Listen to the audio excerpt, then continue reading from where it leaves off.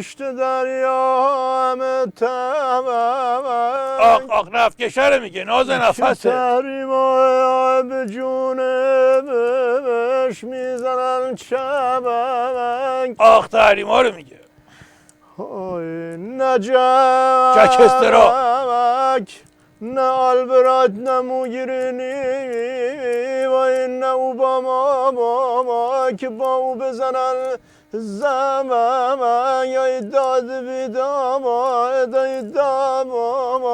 ناکس با این شعر خوندن 2 تا فول گنده کردی. آیه دکتر یکی بگین که داغون نشه. آها از شعر خوندنت معلومه که 1 قرون بدبختی مقام عظما رو نفهمیدی. الان G1000 هم تشکیل بشه از خود اوباما تا اون خانمه که سلفی خوب میگیره تا همه‌شو با هم جمع بشن دیگه نمیتونن جمعش بکنن. آیه دکتر همین داغونم کرد بعدی چیه؟ بعدش اینه که رفتی توی دستگاه خوندی که من نتونم پشت سرش بیام. اگه معقول 6 و 8 14 خونده بودی منم برات میخوندم که یه کشتیش گیج و ویلون توی دریا ظریفش تو پوسی خورده و منگ. الان هر کی وضعیتش داغون باشه میگن کشتیاش غرق شده. مقام عظما تو وضعیتیه که آرزو میکنه کشتیش کاش غرق میشد. آیه دکتر مگه وسط دریا نفروختیم؟ از وسطش نگو داستانو. از اون اولش به اون که قاچاق میبردیم توقیف شد. دوما ازمون تعهد گرفتن که دیگه این غلطا نکنیم. سوما ناخدا در رفت همه به ریشمون خندیدن. 4 هر جا رفتیم رامون ندادن لنگر بندازیم.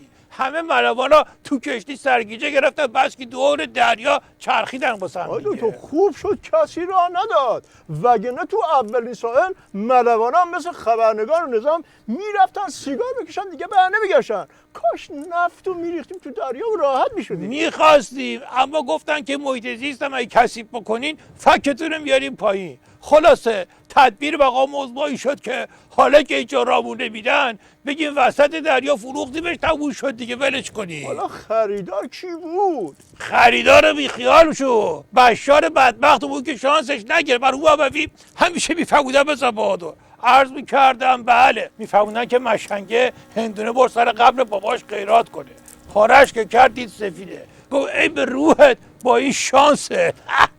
دکتر حالا بیان یه نگاه اوضاع هفته بکنیم. فاجعه سفرهای ظریف. آره خفگی از تحریما. جیب خالی و التماس برای مذاکره. آره در رفتن خبرنگار اینده چی؟ کشتی سرگردان تو دریاها. آره چرا تکراری میگی ناکس؟ مگه بدبختی کم داریم که تو رفتی دوباره کشتی رو گفتی؟ نه خیلی بدبختی که فراوونه. همین الان براتون تا فردا صبح میتونم بشمارم ولی اون چون خیلی ضایع بود 2 بار گفتم. آره مثلا پنجون انداختن 2 تا رئیس قوه قضاییه با هم دیگه ضایع نبودن نظر تو؟ دکتر همه اینا کنار اوضاع داخل و براندازه و قانون سب کابینه نمیخواد توی حرفا بری تو هم ناکس همه فهمیدن چی داری میگی. آیه دکتر ظریف اومد بگه من هنوز میتونم برم سفر. اون هفته که گفتن ما دعوتش نکردیم خودش باشه اومده یه ضربه سنگینی بود با چند تا توپوزی و کفگرگه هر جای دیگه هم که پموزو. آره این هفتم که دیگه از اون بدتر شد دیگه. آره بهش گفتن سری بود و بیا. اینم بلند شد هلک و هلک فکر کرد مهمون ویژه G7 دم در بهش گفتن هوش کجا برو مسافرخونه هر وقت کار داشتیم صدا میکنه. یه خبرنگارم خرج گذاشت رو دستمون. حالا توی این وانفسای بدبختی از کجا خبرنگار گیر بیاری؟ آی دکتر اگه منظورتون اینه که من وارد بشم باید بگم من درگیر چهارراه استراتژی هستم. اهل اینطوری تو سر خودم که ظریف نیستم. همین ضربات شما برای من کافیه. ناکس بحث عوض نکن. ماده شما مشنگی ظریف میگفتم که شعورش نمیرسه که اگه قرار به چنگ و دندون نشون دادن بود که از این بهترش رو داشتیم. اینو گذاشته بودیم که از اون لبخند مشنگی ها بزنه. حالا زده رو دست اژه گوشخوار آدم خاریشو جلو دوربین رو میکنه. آیه دکتر آره آفرین به این تاتی کردن استراتژیکی. ضربه رو خورده حالیش نیست که کجاش خورده. من اون مبوی همیشه میفهمودم بزن بهادر. عرض میکردم بله میفهمده که 2 تا بکسور مشنگ داشتن همدیگه رو میزدن چجور. مربیه به یکی از این بکسورا گفتش که بزن تو فکش، اینم نمیدونست فک کجاست، همینطوری میزد تو شکم طرف. اون یکی هم از این مشنگتر، اونم نمیدونست فک کجاست، شکمشو گرفت آخ فکم. روشن شد یا بزنم تو فکت.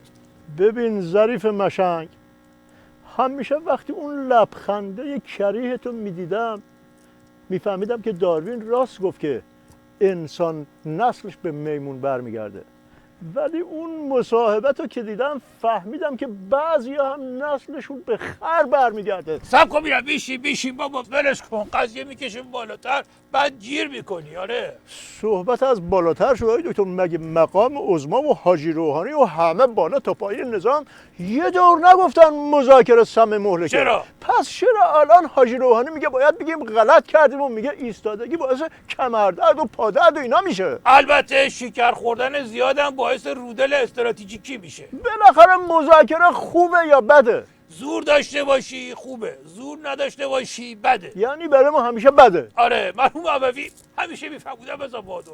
عرض میکردم بله، میفهمودن که مشنگه از انیشتن پرسید نفس آدم سرده یا گرم؟ گفت گرم. مشنگه گفت پس چرا وقتی به غذا فوت میکنی خنک میشه؟ انیشتن گفت باشه پس سرده. مشنگه گفت پس چرا وقتی به دستمون ها میکنیم گرم میشه؟ انیشتن دست کرد تو جیبش، کیف پولش رو در آورد، گفت چند میگیری خفشی؟ روشن شد یا دست کنم تو جیب. آی دکتر، دوره کری و اوباما که ظریف سر پا رفت مذاکره با کمردرد و رو ویلچر برگشت، این دفعه بخواد با کمردرد بره چطوری برمیگرده؟ مگه خود حاجی روحانی نگفت مذاکره با آمریکا عین بیشعوریه؟ آره الان هم همینطوره، ولی بعضی وقتا مجبوری خر بشی. البته خرم خوب باشعور و بیشعور داره. ولی عبوی همیشه میفهمودن بزن بادر.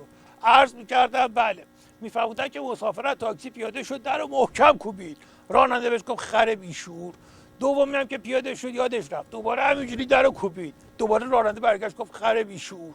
سومی که اومد پیاده بشه حواسش جمع بود، در رو آروم بست، بعد دید راننده داره نگاهش میکنه، گفت چیه؟ خر باشعور ندیدی؟ روشن شد یا بکوبم به دستت عین راننده نگاه کنم؟ نه آی دکتر، به جای من به مقام عظما نگاه کنین که تو جریان تحریما تاجر شده. یعنی وارد کارهای تجارتی شده؟